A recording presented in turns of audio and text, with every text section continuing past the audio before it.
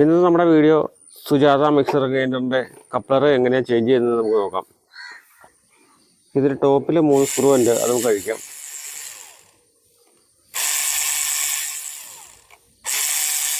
അപ്പോൾ സ്ക്രൂ അയച്ച ശേഷം ഈ കപ്ലർ നേരെ മുകളിലേക്ക് പൊക്കി ഊരിപ്പോരും. ഇതാണ് കപ്ലർ. അപ്പോൾ ഇതിൻ്റെ ടോപ്പ് ഭാഗം മൊത്തം തേഞ്ഞ് പോയേക്കുവാണ്. അപ്പോൾ സുജാതയുടെ ഒറിജിനൽ കപ്ലറിനെ നമുക്ക് പുറത്ത് കടയിൽ വാങ്ങാൻ കിട്ടും.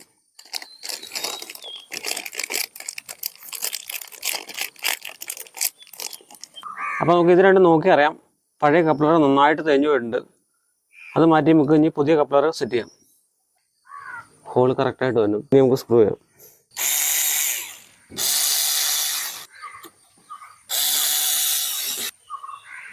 അപ്പോൾ ഇത്ര സിമ്പിളാണ്. അപ്പോൾ നമ്മൾ കപ്ലർ സെറ്റ് ചെയ്ത് കഴിഞ്ഞു.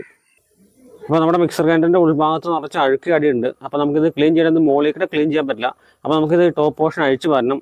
അതിനായിട്ട് നമ്മൾ ടോപ്പ് പോർഷനിൽ കൈവച്ച ശേഷം നമ്മൾ ആൻറ്റി ക്ലോക്ക് വൈസ് തിരിച്ചു കഴിഞ്ഞാൽ ഇതിൻ്റെ ലോക്ക് സിമ്പിളായിട്ട് ഊരിപ്പോരും. എന്നിട്ട് ഊരിപ്പോരുന്നില്ല, ഫുഡിൻ്റെ വേസ്റ്റൊക്കെ ഇരുന്ന് നല്ല ടൈറ്റ് ആണെങ്കിൽ നമ്മൾ ഈ 2 സൈഡിലും ഇതിൻ്റെ ലോക്ക് വരുന്നുണ്ട്. അപ്പോൾ ഈ മുകളിലത്തെ ക്യാബിൻ ഊരി കഴിഞ്ഞ് കഴിഞ്ഞാൽ സ്ക്രൂ ഡ്രൈവർ എടുത്ത് ഫ്രണ്ടിലോട്ട് തള്ളിക്കഴിഞ്ഞാൽ ലോക്ക് സിമ്പിളായിട്ട് ഊരിപ്പോരും. അപ്പോൾ നോക്കിയാൽ കാണാൻ നിറച്ച അഴുക്കാണ്. നമുക്ക് ബ്രഷ് ഉപയോഗിച്ചൊന്ന് ക്ലീൻ ചെയ്യാം.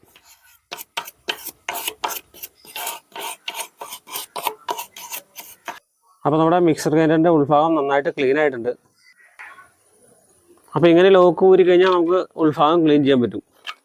അപ്പോൾ മിക്സർ ഗ്രൈൻഡറിൻ്റെ ലോക്ക് വരുന്ന ഈ 2 പോർഷനിലാണ്. അപ്പോൾ നമ്മൾ ടോപ്പ് കവറിൻ്റെ ലോക്ക് വരുന്ന ഈ 2 വെട്ടുള്ള ഭാഗത്താണ്. അപ്പോൾ നമ്മളത് കറക്റ്റായിട്ട് വെച്ചിട്ട് ക്ലോക്ക് വൈസ് തിരിച്ചു കഴിഞ്ഞാൽ കറക്റ്റ് ലോക്ക് വീഴും. അതിന് ജസ്റ്റ് ഒന്ന് പൊക്കി നോക്കിയാൽ മതി ലോക്ക് ആയിട്ടുണ്ടോ ഇല്ലെന്ന് അറിയാം.